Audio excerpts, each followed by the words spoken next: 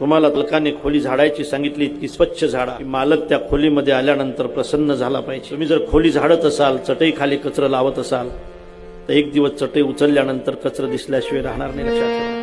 कर्मातली प्रामाणिकता फार महत्वाची असते गड्या. दुसऱ्याच्या शेतामध्ये जरी खुरपण करत असलो, घरच्या शेतामध्ये करतायत त्या पद्धतीने करा, हेच तुमची पूजा असेल. लक्षात. हे काम करत असाल दादा, प्रामाणिकपणे जर करत असाल तर तुम्हाला वेगळी पूजा करण्याची काय गरज आहे. तुम्ही डॉक्टर असाल, प्रत्येक रोग्याला देव मानत असाल, तर कथा प्रामाणिकपणे सांगेल की एक दिवसा दवाखान्यामध्ये पेशंट होऊन देवाला सुद्धा यावं लागेल. लक्षात ठेवा. अप्रामाणिक जगायचं कोणासाठी, कशासाठी जगायचं. 5-25 वर्षात सगळा खेळ खलास होणार आहे. प्रामाणिक माणसाचं मरण मस्त होतं. अप्रामाणिक माणूस मरताना सगळ्या आठवणी करून त्याला शेवटी पश्चाताप होता.